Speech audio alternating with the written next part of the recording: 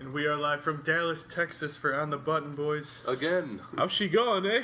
Sam Moffitt, Ben Moffitt, and Braden Ponke bringing you On the Button from Dallas, Texas for UFC 211.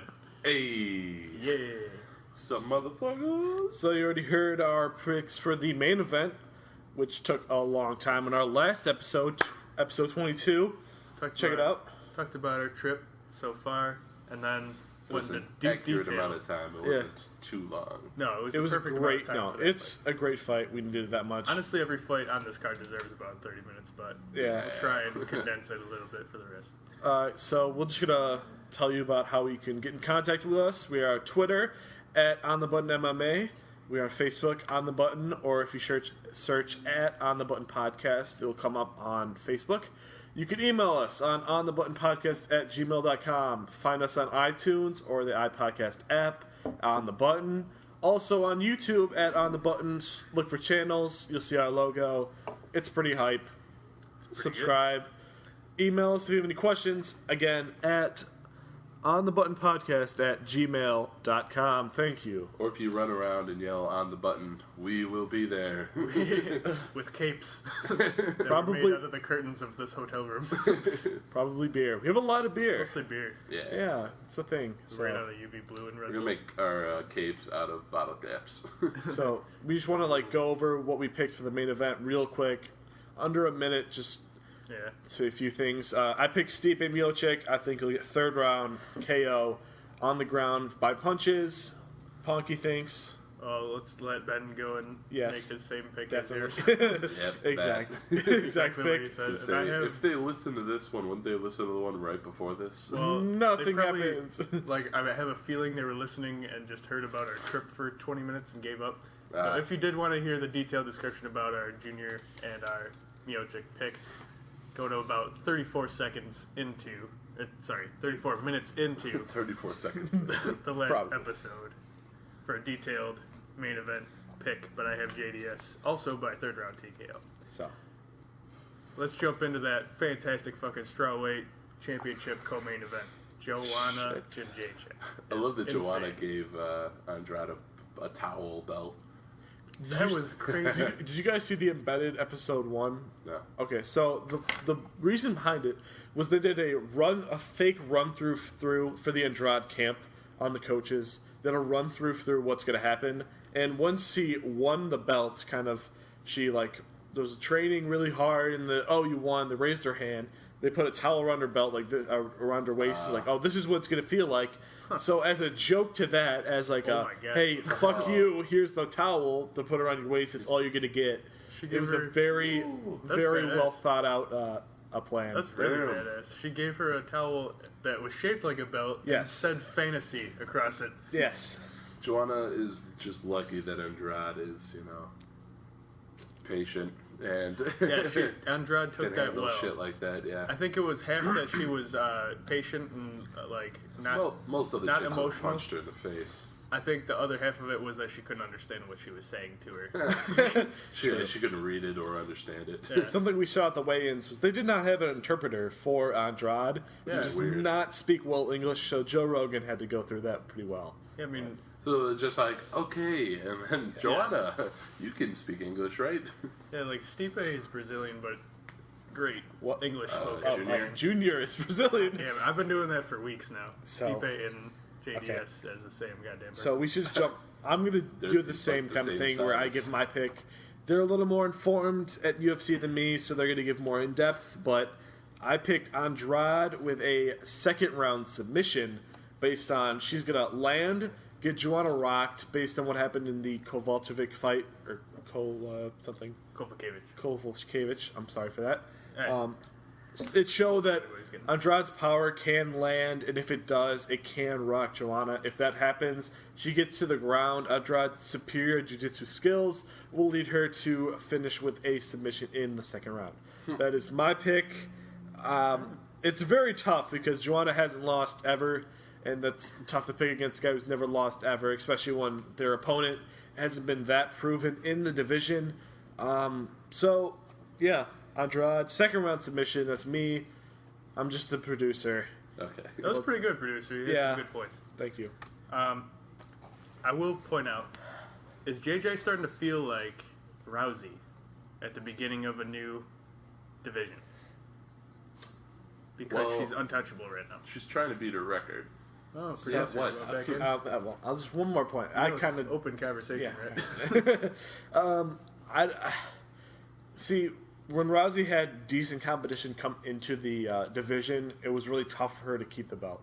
That showed with when Holly Holm came back. She's a good striker. Then look at where it's now with Shevchenko, Pena, and even Nunez. Those three-headed monsters at the top. It would be really hard for Rousey ever to get her belt back, in my opinion.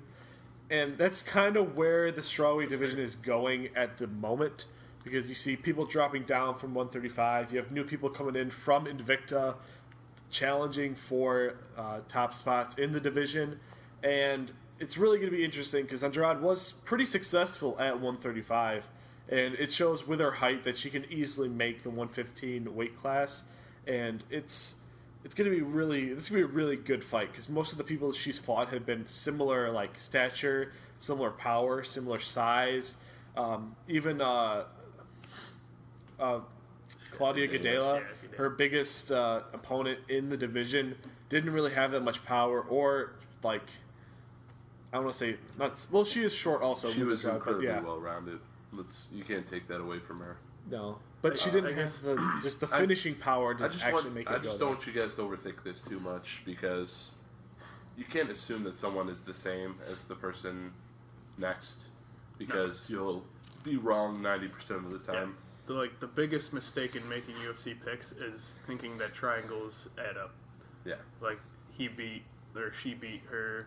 But she beat this person. Yeah. So the fact that just because Andrade was a bantamweight, that means she'll come down and destroy Joanna, who's a natural flyweight.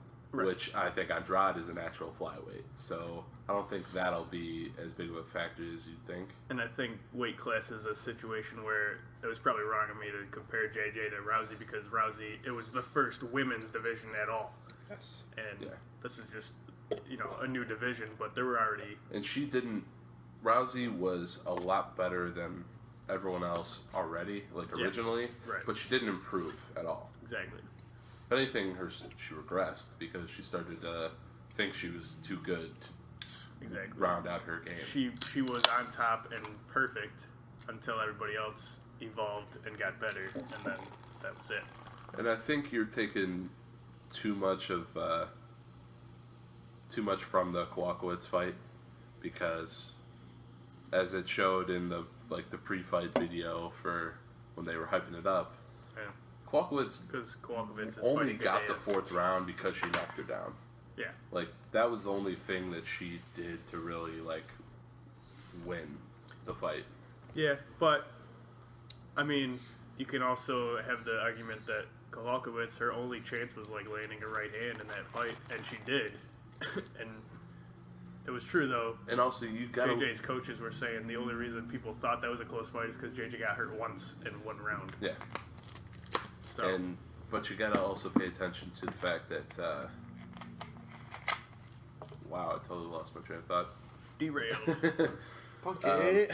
Well, how about you make your pick? Joanna's an incredibly well-rounded striker, and I think that plays more into today's MMA. Than wrestling grappling. Yeah. Because I know Claudia, knocked her down with a jab and whatnot. But also she's recovered really well from getting hurt.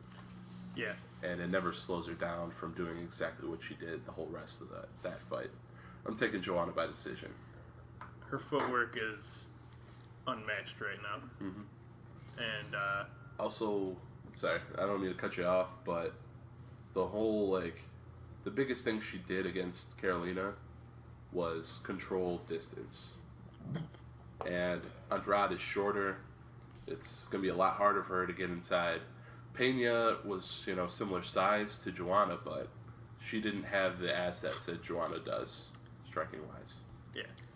And it could be a great chance for Joanna to showcase that footwork because Andrade is a tuck the chin, come in, bull rush, try and punch your face off kind of fight. Yeah. Just to give a statistic to back up Ben's point, that Joanna's almost 70% of her finishes have been by decision. She's very much a technical striker, like we've seen in other weight classes, especially with like Stephen Thompson or someone other. She doesn't have the power that Andrade has. No. That needs to be so definitely a decision would be very likely. She keeps the distance, has great front kicks, great side kicks. Definitely keeps that distance between fighters. And Andrade, with only being 5'3", 5'3", that it's going to be tough for her to do that. The reach discrepancy wasn't as much as I thought it was. Oh yeah, Andrade has like long arms, but you gotta. She doesn't use similar them, to a fight later on the card with Yair and Frankie is that Joanna uses her kicks very well. And I think she has more accurate, long, straight punches than Andrade. Andrade's she more uses the extent of her reach. Andrade is a come in and hook. Yeah, more hooks and That being said, shots. one of those hooks is catching JJ on the chin and dropping her. I thought you were gonna pick Andrade. We have a new But also, champion. I do need to acknowledge the fact that Andrade, I think, has the wrestling and grappling advantage. That too. Because of her physical strength. But so far, JJ has shown fantastic takedown defense, but I don't think anybody has been this good As strong. in that area. Yeah, strong is I better. think that's strong the is biggest better. factor. I mean, you look at Andrade's shoulders, and they're, It's a fantastic as big as fucking mine. matchup. It's almost as good, if not as good, as the Stipe and JDS matchup. Oh, it yeah. could go either way. So I'm taking two belts exchanging tonight. that'd be insane. See, taking neither. he made a great point with the comparison. Is like it's like if Frankie Edgar dropped down from 155 to 135, because he is that short, he is that small in the division, but that power, the muscle, like this density, I'd say does 155 to 145. Yeah, because it's really hard to drop 2 weight classes. Because he's especially. short in featherweight, whereas like Andrade is short in strawweight. Yes. But only those 3-4 inches. So those just dropping down that weight class can make a huge difference. To see how much success he's had in featherweight outside of the Aldo fights, both of them, he has dominated the entire division. So it's going to be a very, very close fight. I think this is the most you've ever talked on the show. I actually sound pretty good because I am Red Bull very, and yes, beer. yes, Lots of Red Bull. and yes. How about we'll get out of these championship fights. Everybody's thinking about them all fucking weekend. But a couple, pretty much every potential future title contenders. Yeah. Maya versus Masvidal. I always kind of just start off so they can just go on their tangents. I picked Damian Maya with a second round submission. It was Safe choice. Yeah, Masvidal had a very good point, or very good not explanation, very good side to go with, a very good argument. Great word I don't have. He's drunk, folks. I hope so. Actually, I'm sounding better than any other podcast, which is weird in my mind. Or you think you are. And But yeah, we'll listen back to it tomorrow. It's been the SpongeBob meme where he's like, everything I'm saying is smarter. Sponge mock. Okay. But yeah, so Damian Maya is probably one of the greatest grapplers. Damian Maya is one of the greatest grapplers. That was funny. That's fantastic.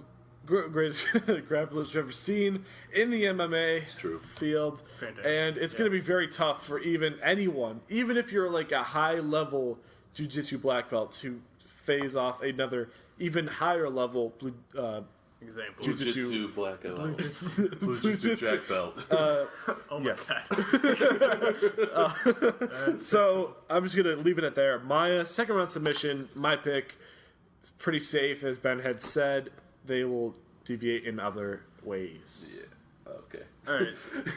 Example of people that were submission specialists: Gunnar Nelson. And he dominated him. And then somebody who was more leaned on their striking, Carlos Condit, never got a fucking chance to even land anything. I need to point out that Carlos did not look the same. Carlos looked bad going in. Carlos looked partially I think the Lawler fight shook him, and he almost retired. It was crazy. Retired. That was a crazy fight because he thought that was his last shot. Yeah, and I mean I would say Carlos. Yeah, I lost my train of thought now. God damn it! It's been a long weekend, boys. No, all right. You were talking about how Damian Maya totally dominated him. Yeah, his matchups in the previous fights. You were talking about how well he's been. Go to sleep. I don't think you guys will get it back. So I'm gonna drink more. Anyhow, Masvidal, fantastic performances in the last 2 fights. One being Cerrone trying to fucking fight every 10 minutes after having wars. But, you know, Masvidal and the has Ellenberger shown... being... I mean, he was dominating that fight until we know that story. Masvidal's a fucking force to be reckoned with right now. Yeah. And this is his chance to show whether or not his striking and takedown defense is good enough to survive the best submission specialist in the UFC. That's all this fight is. It's kind of amazing. It's simple but fantastic. One of the biggest factors, I think, is how confident Masvidal is. On the surface, it feels just cockiness. Right. But I think the core of it is he knows exactly who he is as a fighter. Where that's really hard for some guys to figure out. Where it's like he knows what he does well, he sticks to that, he knows what they do well, and he knows how to counter that. He's very confident in how to avoid trouble. A good point for what you said is, against Cerrone, he could have been. It would have been cocky if he was talking all that shit, telling him he had no chance, and then made sloppy shots, and then Cerrone caught him. And it wasn't even that he made sloppy shots and caught Cerrone, because Cerrone shouldn't have been fighting that recent after the Mike Brown fight. Yeah. It was he fought beautifully in striking, and technical but powerful and perfect. He's a very impressive boxer. Cockiness becomes confidence when you back it up with striking. Go ahead. All right. You're Maia's resume is honestly a lot better than Masvidal's. It's also, he's been around longer. Yes. So, But I'm just talking the last 4 or 5 fights. recent. Yeah. Where it's Masvidal's best one is Cowboy, who was a lightweight, moving up. Whereas Maia was a middleweight coming down, and he has dominated since he came down. I think he's won 5 or 6 fights straight. Yeah. And I think 5. I find my gut is telling me Masvidal, and I think he's gonna get the knockout. And it's one of those things where it's old versus new. Yeah. Which is on this card a few times. Sam, you look like you're about to have a seizure. You look like you're... Holy shit, he's twitching and doing all this weird A shit. demon is taking over him. Yeah. But Red Bull and booze is a bad idea for you, but... yeah. No. Yeah. Whereas Maia, very decorated veteran that's finally getting very close to getting his shot at the title. The most he's the best grappler in the UFC. Ever. Hands down. Ever. Maybe Hands it's down. No, hands down. Because people make the argument that, Gracie's the only one that's better than Maia. Well, Gracie came in when no one knew what they were doing in the UFC. Love him. Guys would tap out because they couldn't get out of full guard. Yeah, he created Literally. what became great jiu-jitsu. But Maia is the best there's ever been. Yes. The way he transitions is seamless and just perfect. I also like the way that Maia in his last 2-3 fights has... Because the hardest part for somebody who is so good at jiu-jitsu and maybe not that great on the feet like Maia is getting it to the ground without getting caught. And I like the way he's been able to do it. We mentioned Carlos didn't look like Carlos. I think Carlos looked like Rockhold in the Bisping fight. Yeah. Going into that fight, there was something wrong with them. We could see it before the fight started. Mm-hmm. But I mean, against Gunnar, who also wanted on the ground still, whatever. Against the other strikers he faced. Gunnar was cocky because he thought he was the best grappler in the UFC. So, but he wasn't. I just like the way he's been able to transition it to the ground. And I think it's going to be a 3rd round submission. I think he's going to have him down, not be able to put him away. Masvidal is able to get back up, scramble, but doesn't land that shot he needs. And then ends up finally giving up early 3rd round, gets a rear naked. See, I feel like the size advantage will play a little factor because Maia used to be a middleweight. Masvidal used to be a lightweight. It's rare that happens. Yeah, Maia should have, it feels like it's always the welterweight division that happens. Mm-hmm. But that he should have a little bit of size advantage there. It's physical strength advantage. But I have this feeling, I don't want to overthink the arguments I made with Whitaker and Souza. Yeah. where it's like I don't want to think, oh, this is going to be that exactly, but it kind of feels like it's going to be similar to that. I do think Maia will get him down, but I think Masvidal will be able to do enough to avoid getting submitted. Be able to find ways to get up, even if it is like just surviving till the end of the round. But I think his crisp boxing is the most important factor. It does very much have the feel of Souza versus Whitaker. Yeah. Just with the matchup is as similar as it gets. Yeah, and anywhere in the UFC right now. Only with Jorge maybe just being based on resume. More of a technical boxer. Yeah, whereas Whitaker's a little more unorthodox. Yeah, unorthodox brawler, but with good accuracy, just like Masvidal. And just that jiu-jitsu that's untouched. And we said Jacare is the only one better is Maia. Yeah. And he still lost anyway. But I have, third round for Maia. I took second round knockout for Masvidal. And he had a third round submission. Because honestly, though, I kind of think it's going to be a knee. Actually, no. On the way in? Yeah. Actually, I had a second round submission. Yeah, it's going to be one of because Masvidal doesn't. He uses his boxing, which I think that's going to be the most important factor is that he doesn't rely on kicks. Yeah. So he's not going to have to worry about getting his kicks caught because Maia's so good at that. Yeah. Where it's like very crisp boxing. You can't catch a knee so easy. And then it's like Maia shoots, Masvidal like does like one of those jump back like knee to the face kind of things. But I'm feeling that Masvidal will be able to frustrate Maia with crisp boxing, moving a lot, and being able to control the pace. It's a fantastic fight. Definitely a welterweight contender. Honestly, fight. I'm probably going to be wrong. It's very hard to pick against Maia here, but that's the most beautiful thing about 211 is every single fight you can't fucking be confident. I don't know how Masvidal's the favorite. That's what shocks me. Yeah, he's the favorite, he's but the betting he favorite. shouldn't be. I think the betting favorite. If it's this close, it's which it is, most exciting guy. Yeah, it is usually the most exciting guy. Yeah. Always favors the more striker. Because Maia should be the favorite. I need to acknowledge that. Yeah. But I have a feeling about Masvidal. I'm gonna stick with it. Fantastic. Let's move along though. All right. Let's get to Frankie fucking Edgar and Yair Rodriguez. I want to say, we went, so we went to the weigh-ins. We went to the press conference. And after that, I just my gut was like, why are you picking Frankie? He's old. He hasn't done he didn't show a lot in the. Show some fucking respect. Yeah, that's the kind of Frankie's guy one Frankie of those, is. One of those He could guys. come out. He could come out like BJ Penn did against Yair. He's fighting up 2 weight and classes. you'd still have to defend him. Because it's Frankie. So he won the lightweight championship. Basically fighting up 2 weight classes from his natural weight. Mm-hmm. That's also true. But I'm basing it off of his last. You always have to base it off of recent fights. It is. So people change very rapidly in UFC. His Jose Aldo fight, he did. We, in our opinion, landed a lot of strikes, but it wasn't enough that he pushed the pace. The strikes were pretty close.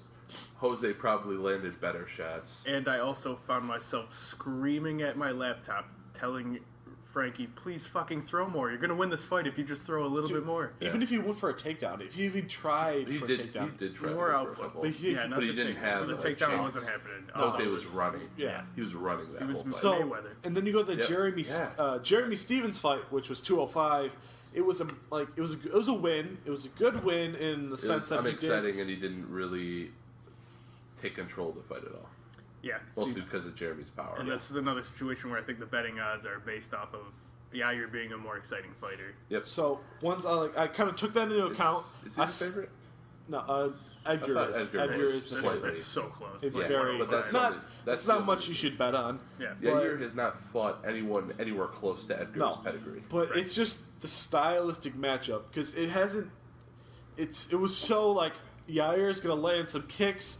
Is gonna land a lot of like hard strikes that might put Edgar on like the retreat, which he's never really been in any of his UFC fights. Look at any of his brawls he's been in his career. It's been very much him pushing the pace. Frankie's been in some brawls. Yeah, but a lot of brawls. And that's really going to take the toll. That's why I was like thinking, I'm like, maybe I should pick Yair.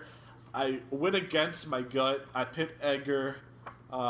I think I did decision because I don't think he's going to be able to put him away. He's going to get some takedowns, control the pace of the fight, definitely control which way it's going to go, and then I think 29-28 unanimous decision all around. My pick. Frankie Edgar is definitely a great featherweight. I'm going to see how this goes. It's You a did tough good, fight. Seth. Yes, that's Rambling. I agree with the fact that I don't think in a 3-round fight either one of these guys is going to be able to put the other away. Except Ben doesn't. But I'll take my pick. We got to get the ball rolling a bit. I mean, Yair is going to. right. I see it in my head that Yair lands one of those kicks. The heel really hurts Edgar to the body. Wow. And Yair You Rodriguez. flipped. Damn. I told you guys all weekend. I've been flip-flopping on this one since goddamn 3 weeks ago. And I really I felt flip-flopped. like you were gonna end up with Edgar though. I did too. I really did. But there's just this gut feeling that after, and it really actually, I was with Edgar until the stare down after the weigh-in, the ceremonial. Sim's dancing. Again? Freaking again? No. Really? And yeah, it was after the weigh-ins that there was just something in the eyes of Yair that said he's going to land something that hurts Frankie. Can't put him away, Yeah. but keeps him at bay and gets the decision. See, Frankie's a guy that I love because his heart is unquestioned. He works harder than every other fighter, you know, and he always tries to put on a show and try and finish fights. But with this fight, despite Yair's fighting against worse fighters than Frankie, Young career. yeah, being an up-and-comer, he's really impressed me. His striking, there's only a few strikers that I've ever seen that can react and control striking like Yair does. Where he can really... Shut up. Not moving. And we're Red Bull. Distracting me. Where he can really... what's the word? His intuition, his fight IQ is really high when it comes to striking. And his ability to control distance is insane, especially against a guy like Frankie. And the fact that he trains out of Jackson Winklejohn, that is a big factor as well. Yeah, that got me too. Because those guys are some of the most technically sound that you'll ever see. In both areas. Yes. And Yair's length will play the biggest factor on the ground. Because I think Frankie will find a way to get him down. He'll be able to time something up, but we've also fact that Yair will threaten submissions. We've seen Yair get taken down and look pretty good from his back and get out of it, or threaten submissions to get out of it. Exactly. He has the resources to win the fight anywhere, and I feel like he's going to outpoint him, and he's going to clip him. He won't put him out, but TKO. I think it's second round TKO. By volume. Yep. Second round. It's really hard to knock out Frankie Edgar, but he's getting to that point in his career that I think maybe. So you guys close. Did you both take a Yair? Yep. Yeah. Man, my gut was right. But I'm gonna stick with Frankie. Yeah, it's too late. Even though my gut was like, you kind of just did what I did with Whitaker and Souza. Yes. It's like, oh, Yair this, Yair, but Frankie. So but it's fucking Frankie. Yeah. I don't want to spend any more time on the fight. It's too good, but we got too much to cover anymore. Yep. I do want to just on the way out say I fucking love Frankie, and it hurts me to pick against him ever. Yeah, Frankie, So, we love you. Frankie, you're the most workhorse guy I could bring up in all of the UFC ever. Yep. You're a fucking inspiration. We love you. Now to Joko Branch. Very tough fight to pick. Which got moved up since after Cejudo Pettis was dropped. yes. Definitely an underrated one. I always thought, It even deserved- on the undercard, it was one of those. Yeah. that I could be mean, great there's a lot of fight. fights that deserved a pay-per-view. There's some that didn't. I thought this one deserved it. Yeah. Because they were always going to keep Alvarez Poirier as the main of FX. Because they needed Sam, shut the fight fuck that up. big. God Yeah, damn it. literally, just calm Every down. time I'm talking, you're just like flailing your arms for no I'm reason. trying to fly. Stop. But yeah, no, they needed Alvarez Poirier to be a FX main Yeah. for And ratings. out of any fight on there, that was the one to move. Yeah. The only one I would say was close is Skelly and night. Close, but I think because Joko is such a highly ranked middleweight and Branch is a decorated World Series of Fighter. World Series of Fighting fighter. There you go. So what do you think about that fight? I think it's going to be not as close as they made it out to be. Yeah. From what I saw from Branch, he's a good grappler, good wrestler, he's strong, he has decent striking. Yeah. But I think Joko is better at every aspect. I think his kickboxing is better. He'll be able to... They're the same size, but I feel like he'll be able to use range better with his kicks. He has hard kicks. Yeah. And Branch will find a way to take him down, but Joko's really good off his back on being able to find ways to reverse or threaten submissions. And actually, I kind of think he's going to catch him in a submission. Like his last fight, Taylor... Yeah. Almost caught him in a guillotine, but he just didn't find the right he angle. Just survived it. Yeah. I think Joko will submit him in the second round. Okay. I feel like you're gonna sound weird, really, but Branch seems like the guy that doesn't look like he has power, but I think he has power. Yeah. And I think he has surprising power. But I also think that Joko... You can't base that just on how he looks, though. No, I'm saying based on strikes that have landed in his other fights, where he looks like he's losing and then all of a sudden he lands some right hand that doesn't look like it would be powerful, but it hurts the guy and drops him. Okay. But at the same time, with that power being surprising, I think that Joko is going to be the stronger guy. Yeah. I feel like that's weird when you say somebody's got Branch power. looks like he would be stronger, but I also think Joko would be stronger, yeah. Both in technique. Technique usually outweighs power when it's close. Yeah. But I think Joko is actually more powerful too. And I think it's going to end up on the ground. Yeah. This might not be the flashy fight that everybody's looking for in this card, which there's enough of them. It could be, but it probably very won't much could be. But it'd be one of those those grappling exchanges that we can appreciate, but not every other person could. And I think Joko's just too well rounded. I'll find what exactly I had while Sam's looking up, but I have Joko winning. See, I'm going to be the outlier here. I picked Branch in a decision. I think it's going to be a close fight. I could not make a very definitive answer for either person based on who they fought in the past, how they've I haven't really watched much film, but based on what you guys have been saying, Joko sounds, just based on that, the better fighter. But based on what we saw yesterday in the weigh-ins, I'm basically solely on eye test and my gut. Branch looked like the bigger guy who can control the clinch game a little bit more. Usually you've seen that the stronger guy usually has the better advantage in that situation. And so I picked Branch. Decision, maybe not, but it's going to be, all of these fights are close, so Branch. God damn it. Every time that we make a good point for a fighter and he goes, other guy wins. Yeah. God damn it.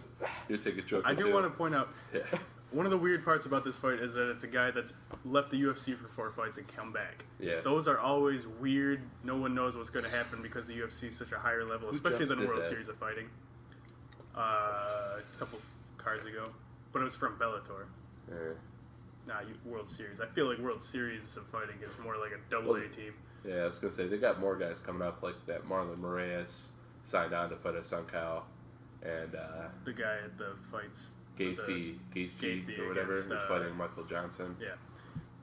But how crazy, how unpredictable stuff like that is pointed out where UFC Pick'em, Edgar and Rodriguez is not a tight matchup.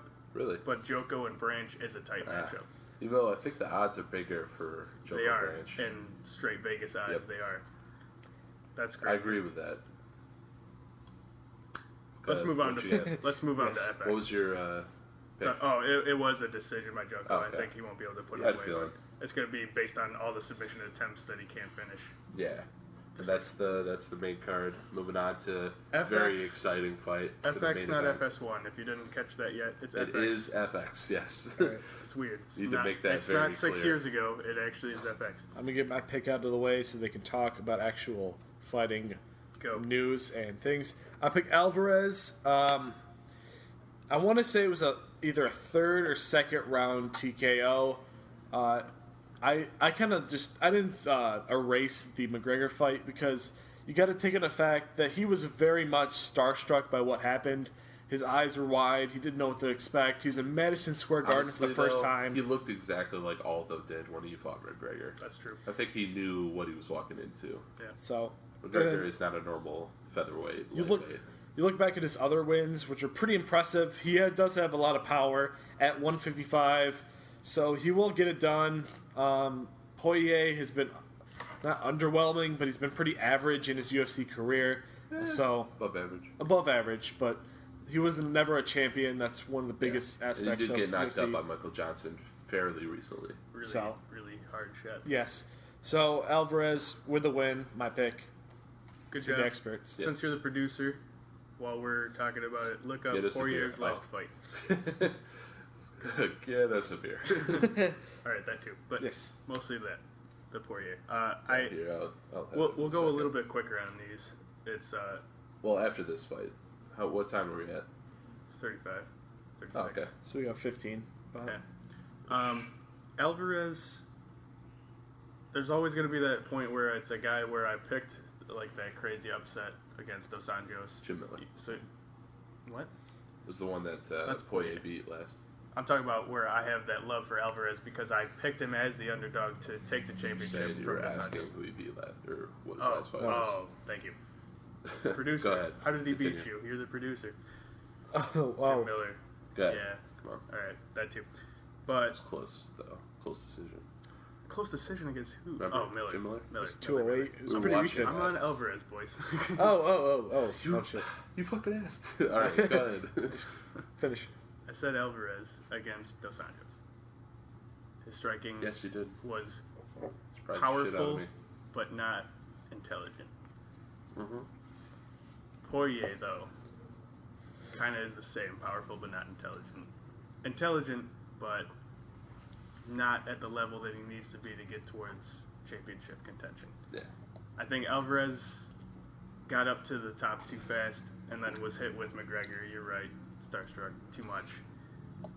That being said, this is a very toss-up fight. It's also a tight matchup on Pick'em. I think it could go either way, but I'm going with the gut feeling of Alvarez landing more devastating shots. Maybe not more total, but more devastating shots gets a decision. See, I agree with that. I think Poirier will land more, but Alvarez will, it's like Poirier comes in with a 1-2, Alvarez lands that right hook. That hurts. That, just makes him step back. But I think the biggest factor is going to be Eddie's wrestling. I think he's going to be able to get Poirier on his back, and he's going to be able to control him for at least a round and a half, total. And that's going to be enough. Because, Poirier's takedown defense is only 68%, which is not very good. Yeah, that's true. And I don't think he's strong enough to hang with Eddie on the ground. I think he'll avoid getting finished. But, I'm taking Alvarez by decision. I think that's a good point, too. 30-27. After somebody makes it all the way to the championship, actually holds a belt, how many people in their lifetime are going to hold a UFC belt, even if it's just for one fight and then lose it? That's a huge accomplishment for Eddie. He's also going to... The position he's in, you care less about flashiness and more about just winning fights to get back to where you were. Yeah. And that's something where... This looks a lot like Gustafsson versus Blachowicz. Yeah. Well, Where Blachowicz is Gustafsson terrible, takes him down all the time, controls him, he's working from the top position he get that win. Yeah, you know? he needs the win because he got to that point. If he hadn't gotten to championship contention, he'd be looking more to stand up and brawl and make himself... but he's take trying the Kevin Lee approach, trying avoid to be those a star. risks because he just got knocked out. And Poirier's a good guy to not. He's Gustafsson Poirier's like that did gatekeeper. that after Rumble. So. Poirier's that gatekeeper that he's exciting. Better than a gatekeeper, but still kind of a gatekeeper. Love how that guy's like, Michael Johnson, do you feel like a gatekeeper? He's like, Johnson's fuck you. We're fighting this noob. Are you kidding me? World Series of Fighting? Yeah, I think Poirier's a little more of that guy, that role. Yeah. So. But he's an exciting guy. I like him a lot. He's training out of a good gym, but I think Alvarez just is a little bit better. Well-rounded. Agreed. So Yeah, so we all picked Alvarez. So do you want to move on to the First next time fight? we all picked one guy. Yeah. But yeah, move Yeah, on. it is. So Shit. I picked Skelly, aka Skeletor. That's our nickname for him. I don't think that's his name. I didn't have a The definitive. Scrapper. Yeah, I didn't have a Skeletor's definitive. better. Gay. I didn't have a definitive outcome for the fight that I can really just pick on. So I'm just gonna say he's gonna win the fight, either by decision or in a finish. No one, I don't know. When we saw him yesterday, I thought he looked a little more like confident. Yes, exactly. Overnight, Yeah. and that was just my gut feeling was on Skelly. So This is one of my two choices for potential fight of the night. Yeah. This is the first of the two. Skelly, I love Skelly. He's a funny dude. Yeah. And Knight is just a crazy, exciting brawler. And I think they're both going to stand and trade a lot and really just go at it because they'll be those guys that like land some hard shots, they'll fucking hug, and then just like, Yeah. all right, fucking elbow, Yeah, you know, 'cause- punch, kick, you know. They're both that guy. They'll just go at each other for 3 straight rounds. But I don't think either of them has the power to put it away. Okay. Or like the weak enough chin that they'll get hit. Yeah. They'll get clipped. I think Skelly's technical enough to not get hurt, Yeah. and probably the better wrestler by far. Yeah. But I think that Knight is the toughest chin I've seen in a while.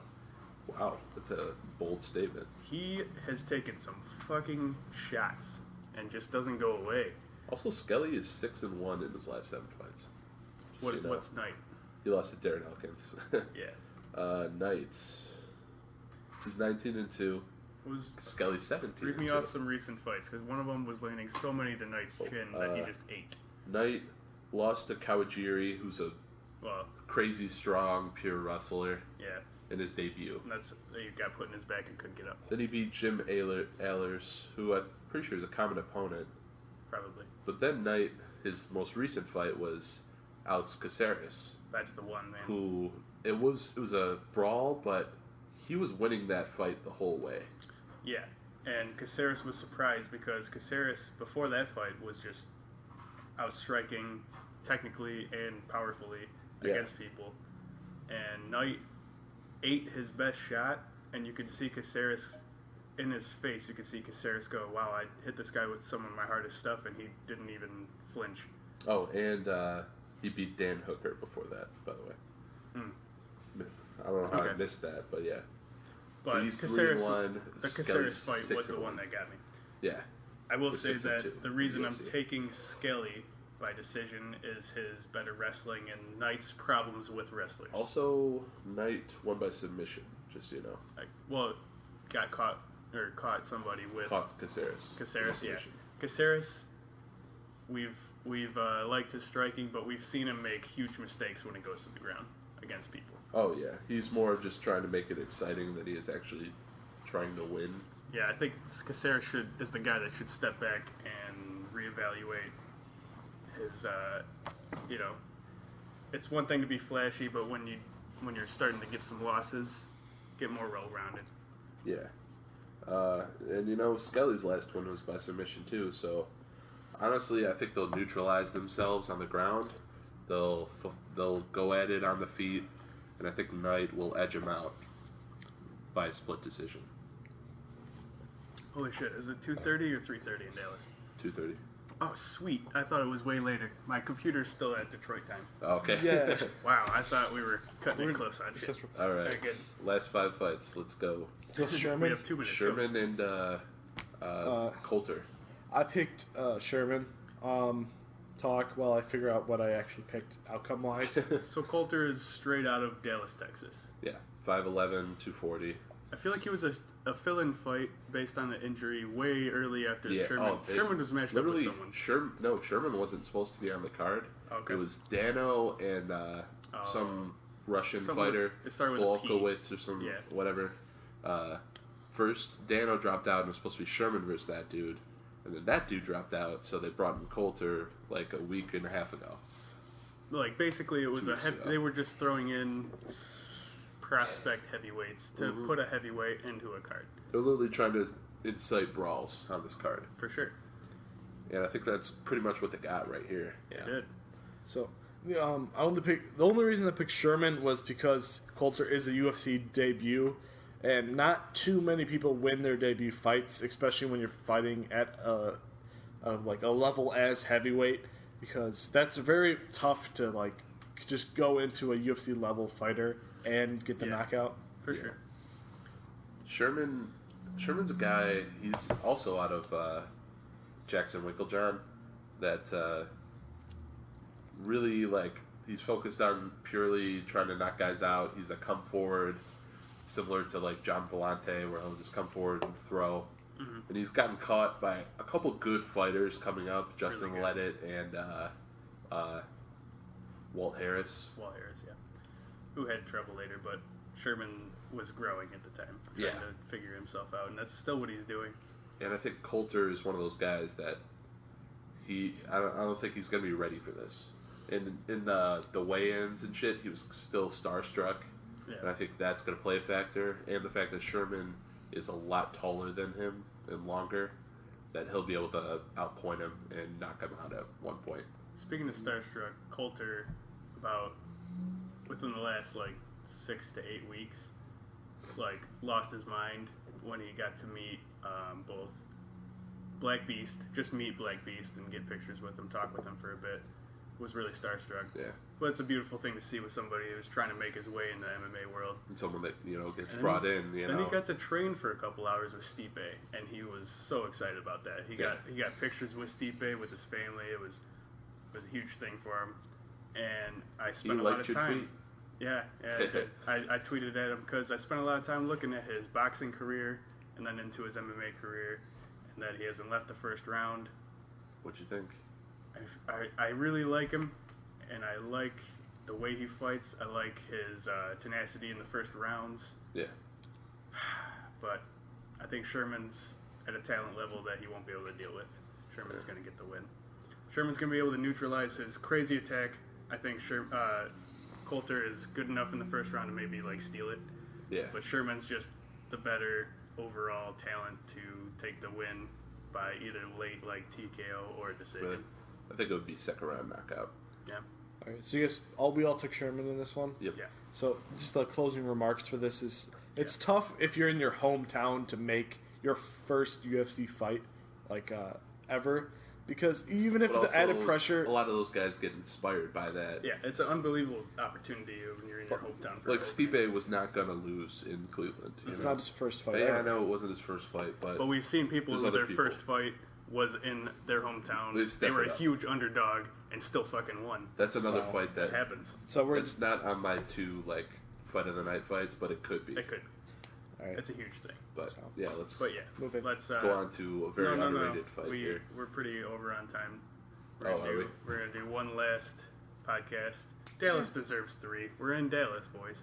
We're at 48 minutes. Only 4 fights left. We could probably throw this out in 51 minutes. It'd be a rush, but we could do it. All right, go. James Vick. Yes. Go ahead. Oh, I picked James Vick, first round knockout. The length, 6'3" at lightweight, definitely gives him an advantage. He's gonna land a lot of good shots, legs, head kicks. Good. Yes, win. Distance striking for Vick. And submission ability is untouched right now. Hayes is a brawler. Also, love him. You need to acknowledge the fact that neither of them have ever attempted to take down the UFC. Yeah, neither of them. I think they wanted to keep it striking. I think they want to in the first 2 rounds. I think it does in the first 2 rounds. But I think Hayes makes some crazy brawl attempts that Vick goes, all right, it's right there. Takes a takedown, gets him down, gets a submission, either an arm triangle choke or some kind of choke. Huh. Vick, I kind of think that... Wait, did I say Vick? You picked Vick. Okay. Yeah. His last fight was against Trujillo. Was the first one that he really started to take advantage of his distance and his length. But Reyes, I don't know if it's watching the Dong Hyun Kim, not the the good one, but the other one was a young prospect that's really good. And then brawling, his chin is crazy good, and I think that he's one of those guys that can eat a jab from Vick, who I don't think is a hard striker, for sure. And he'll be able to find ways into the pocket and light him up.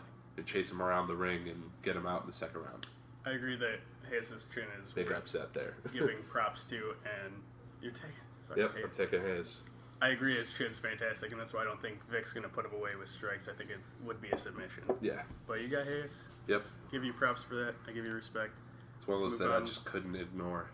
This is all Fight Pass prelims now, by the yes. way. Yeah, We're on Fight Pass. Casey and Aguilar. From Vic down is Casey Aguilar. I'm taking Aguilar based on her record recently. She was Invicta champion. And she's used submissions and strikes to get... And she Fantastic. She stood in there with Gadea. She was outclassed, but she stood in there. I think Casey's the opponent she'll be able to take care of. I thought Casey will use her length more. I thought she was strong and powerful. She was able to put out Reina Marcos and a couple other fighters. She's lost to some good ones, but so is Aguilar.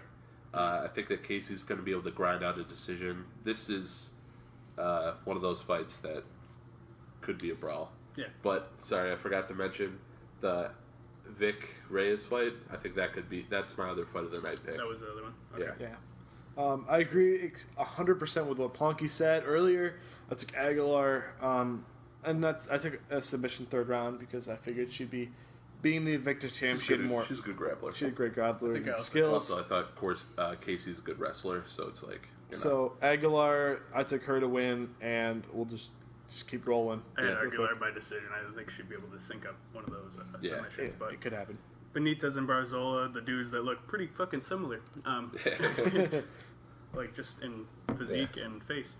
I think Benitez just has a little bit more well-roundedness, a little bit better striking. He's Will be fought able to- better fighters. Yeah, Yeah. better track record so I far. took Benitez second round knockout, TKO, probably TKO. I also think did. that Oh. Barzola has more tools to win a decision here. That's true. I think agree with that. he'll be able to get volume and get him on the ground, and he'll be able to neutralize Benitez's submission game to get a decision, a close one. So we got Barzola against our two Benitez. Two impressive prospects, two Very good, up-and-comers but at to watch. featherweight, which is hard to get True, high in, but this is how you get there. It's a good To opportunity end for them. my talk for this podcast, I took, just based on soul looking at them at the weigh-ins, I took Christensen in the decision. That's Just by honestly, looking at them. That's this- it. Yeah, honestly, Here's I get actual that, though. facts. Yeah, yeah. Christensen was a lot taller, had good reach. Antiguilov's reach is surprising for his height against him. And Yeah. but Antiguilov has the kind of fight approach that Christensen has had trouble with. Yep. And I think Christensen's like good striking, and he eats shots pretty well. He's a And good, he has like kind of sneaky power. yeah, sneaky power more because he volume doesn't power, look though. like a strong or powerful dude. Yeah. And he's also been able to I mean, he rocked Henrique Da Silva and he knocked out by the uppercut against his last fight. exactly. He's the kind of guy that I was like, this dude's not a brawler, but then he kind of becomes a brawler when the It's fight like, goes there. He lands some good shots, but then like he finds that one eventually. But But then all of a sudden, Antiguilov's just way Yeah. too good on the ground. He's gonna be able to get him down. And I think he won't be able to put him away in the first, but he'll. You're doing the fucking mockery. He won't be able to put him away in the first, but he'll be able to put him away in the second early. I think that Antigulov has the chin to deal with that, and I also think that his overhand right will pose an issue. Christian Chin will be wary of it, but I also think he's going to use that to get him on the ground, and they'll find a way to submit him. The Christian Chin will give up his back. Yeah, first or second round Yep. So my last point is... for you in yep. particular. Second round I submission. agree that Okay. it's probably first or second. But All right, so I'm the only one to take Christensen. Be wary of that because I'm me. Yeah, And- whatever. yeah. All right. Wrap it Everything up. could be. Yes. Running over Wrap, a little wrap. bit, so. We're in Dallas. This is fucking fantastic. I love you guys. On the button. On the Follow fucking us. button. Give us comments Yes. on the emails and all Suck that our stuff. dicks. What? We're on the button podcast at gmail.com. Girls, not dudes. Yes. Anyway. And we are live from Dallas, Texas for On the Button, boys. Again. How's she going, eh? Sam Moffitt, Ben Moffitt, and